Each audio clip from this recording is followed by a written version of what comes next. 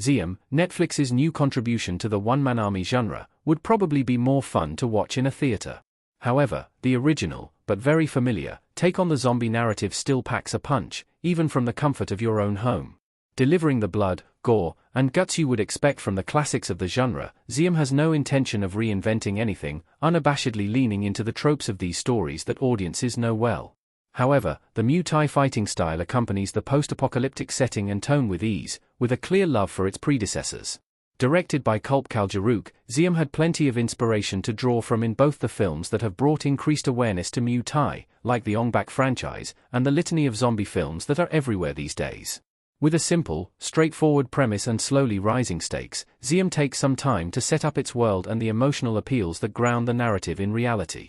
However, it's obvious from the beginning that the point of Ziam is to be swept away by its action, as the fight scenes are good, if not genre-defining. Ziam's action does the talking, but it doesn't end up saying much. The movie's many emotional appeals attempt to give the story more weight, but it doesn't always work. Ziam is led by Mark Prince Suparat and Naichar Natanacher as Singh and Rin, a couple struggling to hold on to their lives as the world deteriorates around them. Singh's past as a Muay Thai fighter is almost immediately put on display in an entertaining opening fight sequence that sets the stage for his unbeatable strength and skill. His singular goal throughout the story is to rescue Rin after the hospital where she works becomes ground zero for a zombie outbreak, whose origins are murky at best. Like most post-apocalyptic stories, the true antagonist of the story is the greed of the ruling class. However, Ziam makes this a tertiary thematic element at best. A totalitarian government and rich moguls who have privatized survival are implied to be responsible for the outbreak and the horrible quality of life. However, Ziam takes no steps to reflect on this, it's simply a background fact about the story. It would be too much to make the narrative a pure morality tale, but a closer look at its themes could have made the project even better. Additionally, Singh is strong, fast, and loves Rin, but that's about all we know about our protagonist. Singh is a personality-less vessel who defeats the bad guys and wins some of our affection by not being heartless enough to leave a child behind to die. Rin makes up for the Singh's lack of character, serving as a much more compelling lead character because the question of her survival is real.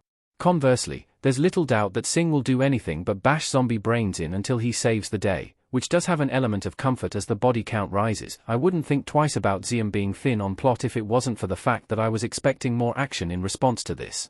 If it were a pure thrill ride, I could let it slide that the fishborne zombie virus, whose rules are decidedly unclear, makes no sense and is an obvious plot device. However, the fact that Ziam slows its story down to accommodate these story developments and more emotional moments makes its shortcomings clear. Ziam comes close to hitting upon something new, but it retreats back to safer territory every time. It's fine that the story is formulaic and predictable, but I wish the fight sequences had been a little more thrilling.